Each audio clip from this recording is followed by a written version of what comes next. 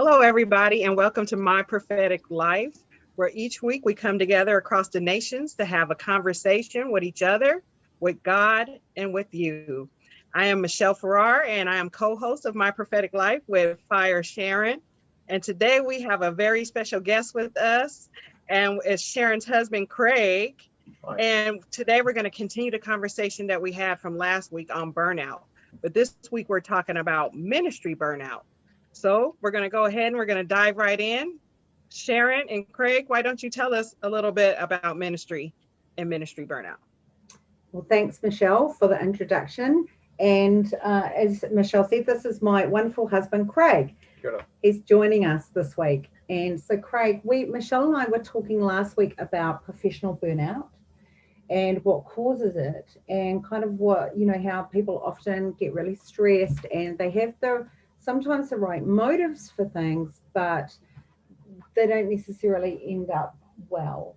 And so one of the right motives that we talked about last week, Michelle, was about serving, right? We just started to touch on the topic of, serving God or serving church, serving our fellow man. And actually, we might start out with the right motive, but sometimes that can lead to burnout. So can you tell us a little bit about, and if you want, you're a professional as well. So tell us a little bit about what you do in life and your experience. Yeah. Sure. So burnout is an insidious disease. It sneaks up on you without warning a lot of the time, and then it can just lay you low very quickly. And it takes a long time to recover from burnout. And so I've experienced burnout in my own life, both on the mission field in Papua New Guinea, and also in my professional life, where I work as an IT manager here in Christchurch. The fundamental challenge with burnout is we're not making enough time for ourselves in our busy life. And in the Ten Commandments, one of the commandments we don't focus a lot on in the modern church is, the Sabbath and taking a break and taking that day off and taking that recharge time. And I really think that, that's something that the church has forgotten about in the grand scheme of things. I know in my own life, I keep saying, well, I should take a Sabbath. And in fact, I've sat playing Xbox for half of today, which is kind of my Sabbath. But I'm guilty of not taking the time that I need myself. And I'll go and work, 12-hour days, that kind of thing, which is just unsustainable and unhealthy if you do that for the long haul. Am I saying don't work hard? Absolutely not. I'm saying work hard, but have a balance, so that when you come home, you're engaged with your family and you've got good leisure activities, whatever they may be, whether you play golf, whether you swim, you go to the range, any of those things. So, in a nutshell. Great. So there you go, Michelle. That's really good. And how about you, Sharon?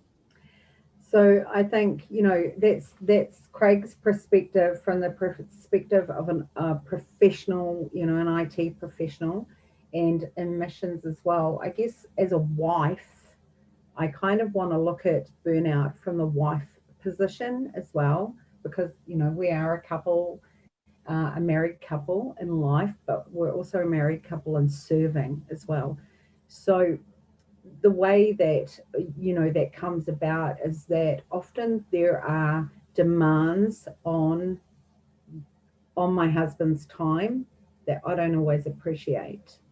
So he can be called upon to work late, and when you're at home with 4 kids and you're kind of juggling a whole lot of activities and being a bit of an uber mum and a super mum at times as well, that can just feel really exhausting, and it often can feel like you haven't got your spouse's support in daily life, isn't it? And so, and then what gets affected is actually our worship together with God, our prayer time together with God. And we kind of find that over the years where we can begin to see that things are unraveling and coming apart a little is probably where we're not praying together very often, or we're not spending time in worship together, and we can recognize that better now. But it's insidious, as I said earlier, right? Because when you get to that point of being burnt out, you can't just take a day off and get back to where you were. It actually takes a lot longer to unravel from that burnout phase to really engage with God. I mean, you can go through all the motions as much as you like, but if it's not reaching your heart because you're just emotionally not there, then that's a really dangerous place to be. And look, I can speak from my own experience. I mean, I overdo it a lot of the time. I have this drive to please people and to succeed. And so when I get to that place, I mean, I think it takes, a month sometimes or more. The more often you get burnt out, the longer it takes to recover.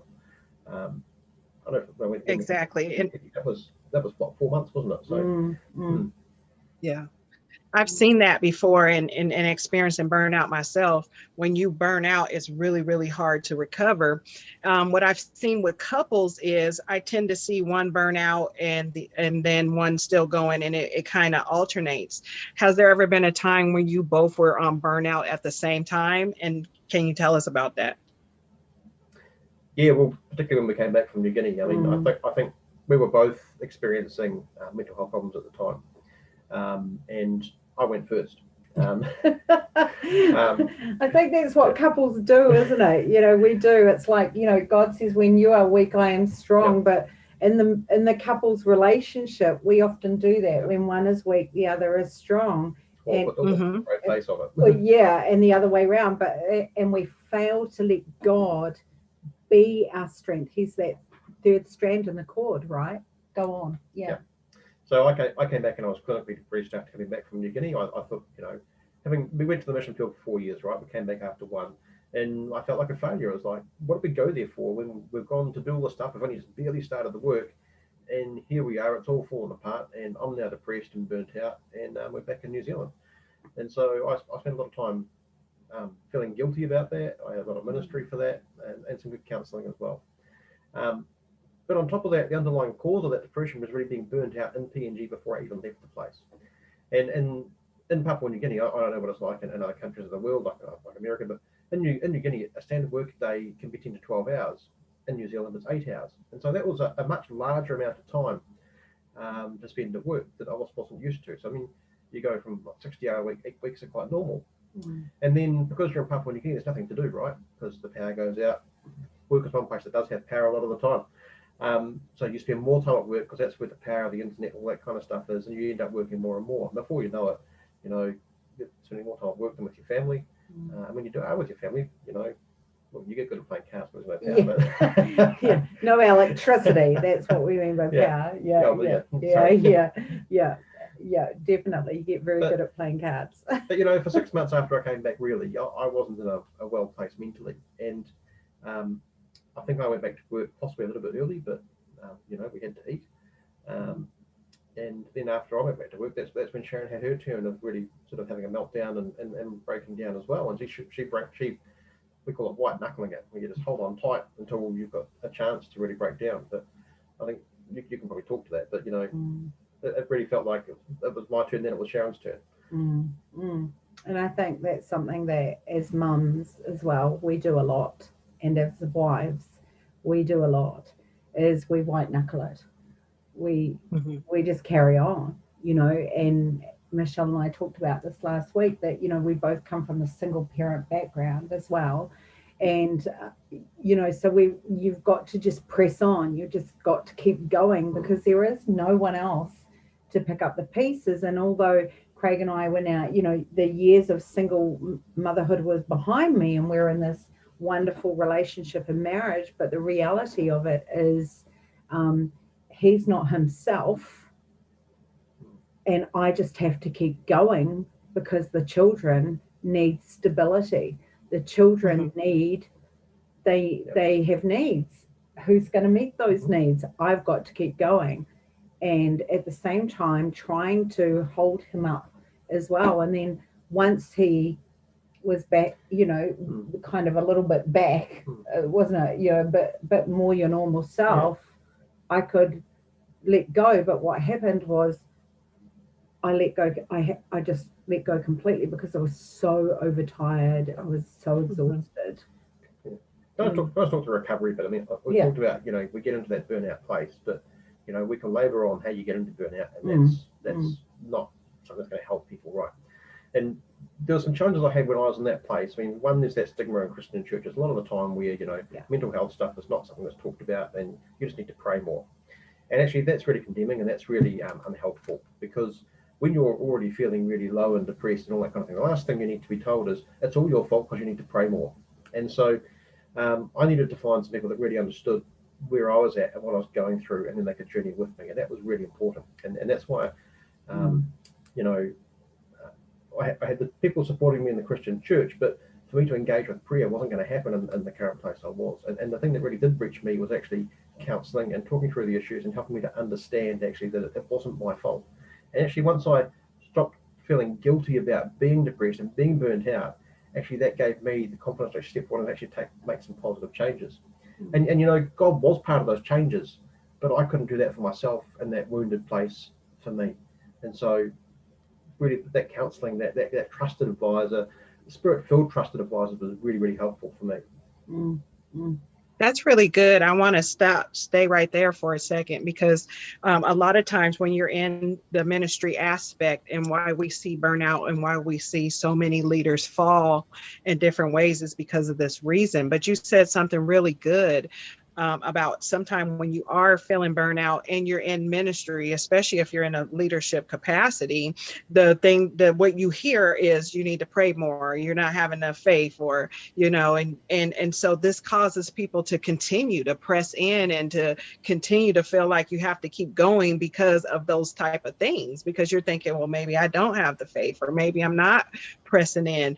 But you said something really good, and I would like you guys to address that, about realizing that that was not the case. And with someone who is listening right now, they're probably in that position and they're thinking, you know what, I just need to have more faith, or I need to just spend more time praying. And really, you need to just take a step back and really get God's strategy on this. And so what Craig said was really good. And they're going to talk about that a little more. But tell us, if somebody's in that position and they feel as if they don't have enough faith, or they're not living this walk, perfectly, tell them something that they should do to, the steps that they really need to take to be able to overcome this. Yeah. Look, talk to someone. That's the best advice we can have. Talk to a trusted, mature Christian, your pastor perhaps, or if you're a pastor, talk to another pastor. I mean, we all go through these things at different times, and so you're not alone. I really would say talk to someone. That's the start of that conversation where people come alongside you. They can carry you in prayer. They can give you helpful encouragement. They can give you a call, and you're someone you can call when you're feeling low and down. So yeah, talk to people. I think one of the things that we are often taught, unfortunately, amongst Christian circles and missions particularly, is and particularly around spiritual warfare, we are taught to not share what we're going through, and it becomes kind of like a secret thing, or it's like a sign of weakness, isn't it? It is sometimes, or you're afraid to, if I've got to be really careful who I share with, who I tell this information. I've got to be, it's super spiritualized actually, and in the terms of spiritual warfare, we can really be very aware of the demonic presence, but what we need to be really aware of is that God is greater than any of it and all of it. And so my personal counsel and wisdom in this is that, when we were on the mission field, a lot was expected of us, a lot. And some of those expectations we put on ourselves, though, to be available 24 hours a day, to be doing ministry all the time. And so I think there's two things I want to offer. And one is that, you living your life is the greatest witness anybody will ever receive. So take it easy on you. Take care of you and just live your life. Because when you're living your life for God, people see that. You don't have to work at that. It's available. You can just see it, can't you? It just shows, right? It's not something you have to work on. So the first thing I'd say there is just live your life for God. Live your life with God. And the second thing is, don't hide things. Don't be afraid to ask for help. Someone said to me the other day, we've had some as Michelle knows, because we asked her to pray. We've had some sickness in our home and, all that sort of thing. And Craig and I did a live the other week and we were like, and our kids are puking in the background. So we won't be on for long. And that's our reality. TMI. I know. But we did. And, but we're real people. We're not, what do you call it, the who's who at the Christian Zoo. We're not the superstars of the kingdom, for goodness sake. We're everyday folks living everyday lives with God. And, like Craig said, talk to someone, but trust someone with your pain. Yep. I mean, be wise. Sure. Don't pick the church gossip. But, hopefully your church doesn't have a church gossip. Oh, every church has a church gossip. Awesome. But yeah, but I would encourage you to be realistic about where you're at. If you're suffering from burnout, let someone know, because like Craig said, I remember that time and he was not, he was so fatigued. We were so fatigued that we couldn't pray for one another. We couldn't keep that up. And we still needed other people to lift us up, right? Yeah. We really counted on other people's prayer. Yeah. I think you touched on there very briefly about fear. And I think there's a real fear. I mean, I certainly went through that stage. When I was first diagnosed being depressed in the Highlands of Papua New Guinea, I went along to the missionary doctor, and I thought, oh, there's nothing wrong with me, just fix me. I didn't know that I was depressed or anything like that. And after listening to the story, how drained and exhausted I was, she said, Craig, I think you're actually depressed, and I'd like you to take some anti depressants and come and see me in a couple of weeks, and then we'll work that through. And don't feel odd, because it's actually more common than you think. But I still went home that day out from the mission hospital at Kudjut, and I was going, I can't be depressed. I'm a Christian. Christians can't be depressed. And I think it took some bravery to even discuss it with you, I think, Sharon, and actually, it wasn't part of my understanding of what people struggled with back then. But having journeyed through that, I think I have a much greater empathy and understanding for those who are journeying through this. And I like to think that I can reach out to people. And I think we talked about this morning about you go through hard things sometimes so that you can then empathize and you can journey with other people. So God can turn all things for good. Am I completely well now? Well, mostly, I think. You can judge that better than I can. But I still struggle with burnout, and I still struggle with overdoing it. And sometimes I need my wife to give me a bit of a slap and say, calm down. That's good. And I'm gonna hide out because this is the second time during our conversations about burnout in the last session and in this session, that one thing that we're seeing that's really tied to burnout is fear. So when I was talking about having fear, mine was fear that God wouldn't provide, and then yours was fear that Christians don't deal with this type of thing.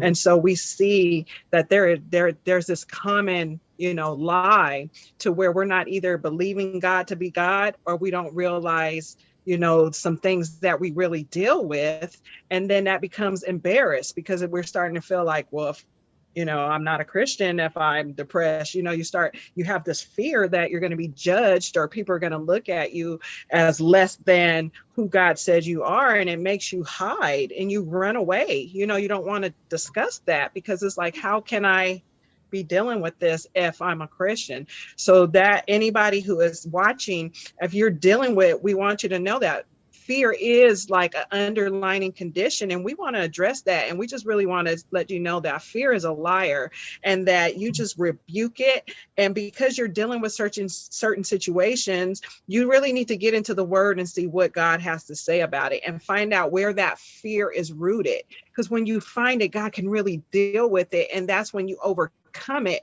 And that will keep you out of positions to where burnout becomes your norm, or a place where you can't come from. So this has been so good.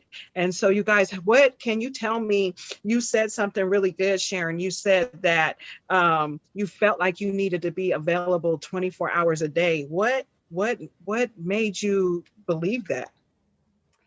Again, I think, and we talked about this a little last week, didn't we, Michelle? The examples that were set before me, and assuming that these were, I think, our first pastors that we were under, they were very hard workers for the Lord, but also, I think we got this wrong idea that our phone could always be rung and answered. And serving on the mission field particularly probably didn't help that much, because even though we were in a compound and you had to get through a lock gate to get to us and razor wire, but even the phone would go, and because Craig was the IT missionary, any issue at all to do with IT. Or if the internet wasn't working for the families after hours. You just had to answer it. And so I have to, but I did. Yeah, well, sorry. We lack boundaries, right? So yeah, so that's where I was again, like the desperation. That's okay. The desperation, though, wasn't it? We really felt the desperation of other people, like what they would come across to us is they had this desperate need. And so then we got into this terrible pattern of fulfilling their desperation and not recognizing that actually we didn't have any boundaries in place at all. And we've had to learn boundaries. And I look back at some of the other families on the mission field with us, Yeah. and with the benefit of hindsight, hindsight is 2020, and we can all go back and get it right in hindsight. I would say many of the families with us on the mission field were also burnt out, and many of them were struggling with depression as well. But we're also wounded we couldn't deal with each other. Yeah. Mm-hmm. So one of the things that, going forward, because this has been so good, Michelle, that you brought this up. And I know that we want to, I want to touch more on the shame around this, and we can talk about it next week. And I think this brings us, into this good place where we can talk more about boundaries next week. But we've had to learn boundaries, and we talked about it a little bit last week, Michelle and I, about learning to say no rather than being yes men or yes women in this case. That we can say no, and it's okay to say no. And you don't have to justify your no. It just is no.